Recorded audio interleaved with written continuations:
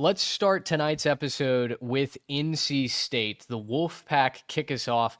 And, we've been very high on NC State at different times, right? Dave Doran gets the juices flowing. He gets the boys ready to play. There's a lot of really fun, talented pieces.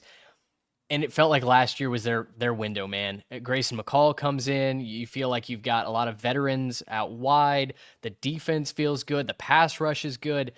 And then Grayson McCall gets 2 concussions very early on, has to medically retire from football. It all falls apart. The turnovers are bountiful. And then you lose guys like Casey Concepcion in the portal. And now I'm quite frankly left wondering where NC State kind of exists in the ACC ecosystem. You wrote the preview. Where did you kind of start with deciphering the Wolfpack? Well, I started with CJ Bailey because out of the ashes, literally, of Grayson McCall's career, he emerged as a true freshman and had a really nice season. Became a guy that they could really rely on by the end of that year. He's back for more this year. And I think if you're building an offense, I think you could certainly do worse than what we saw out of CJ Bailey last year.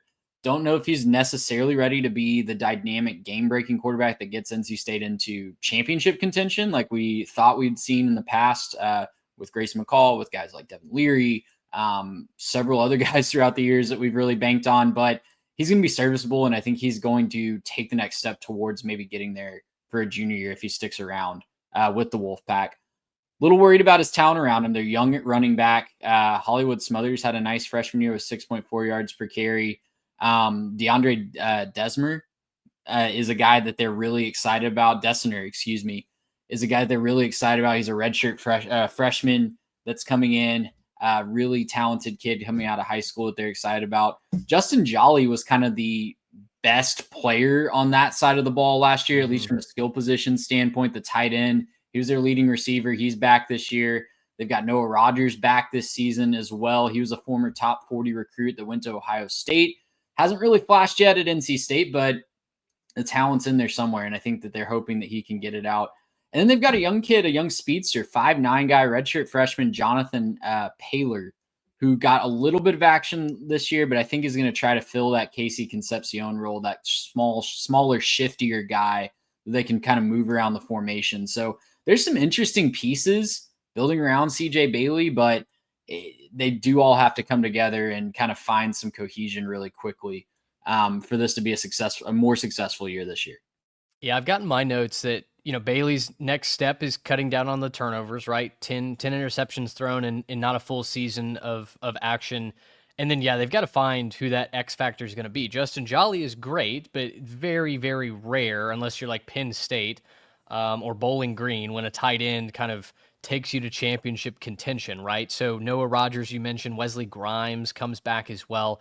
Got to have some flash at the wide receiver spot in Concepcion's absence.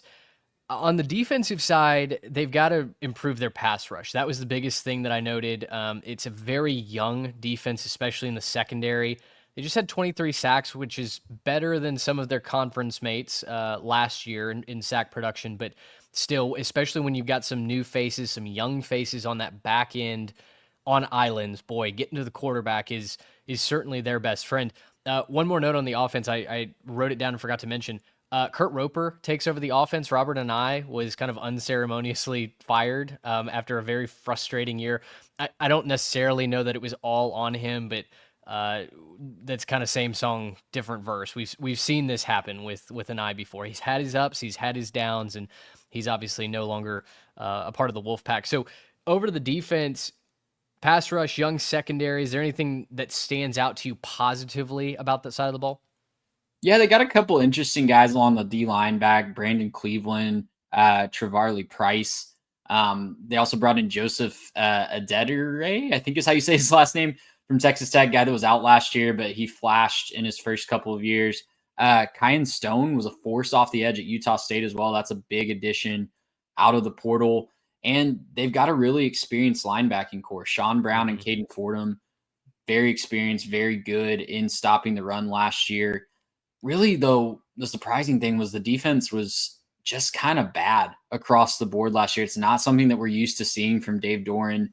30.2 points per game, 4.8 yards per carry on the ground.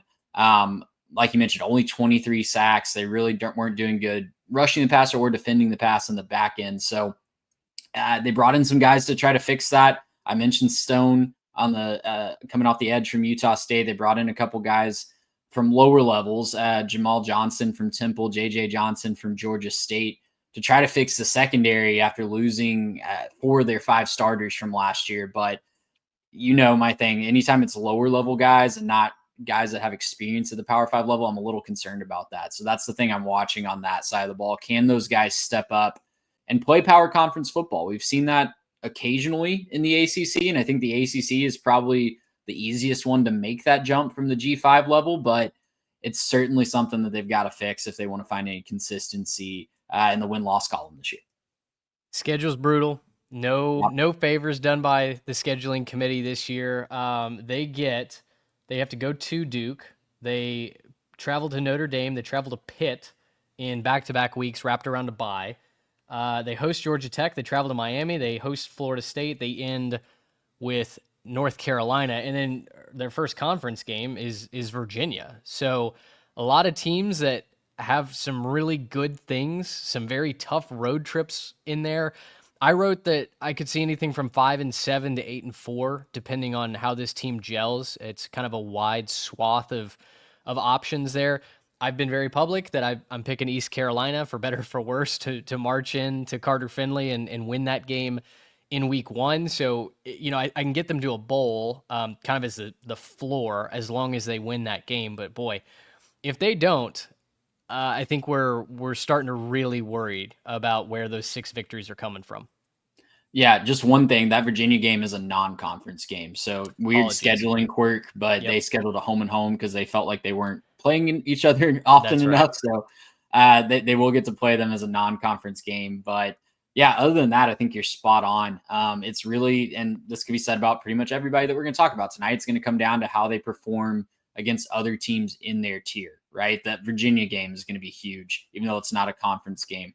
Going to Wake Forest, hosting Virginia Tech, those types of games, if they can rack up the wins, that's how they're going to get above that 6-6 mark and give themselves a little bit of breathing room. But yeah, I just feel like they're a little bit below that tier of teams that you rattled off, right? I don't see them going into Miami and winning. I certainly don't see them going to South Bend and winning a game. I think Pitt is in a better place than they are right now, and they have them on the road. So it's difficult to paint the picture of them getting above anything in the 7-5, 8-4 range. But if they can find a way to win all those swing games, they're going to give themselves some breathing room. And I think they have more going for them than some of those other teams in this tier. I think I would pick Bailey over Kyron Jones right now, especially as a passer. I think that you look at what Virginia is bringing back and how many questions they have. I think I'm going to pick them in that game, especially at home. So they have a lot going for them. If they can just avoid a season opening loss against ECU, that would be huge, not just for the morale, but also for making a bowl game. But yeah, I think that this is a team that has enough going for it that they can win more of those same tier games than they lose. I think that's what we shoot for this year with NC State.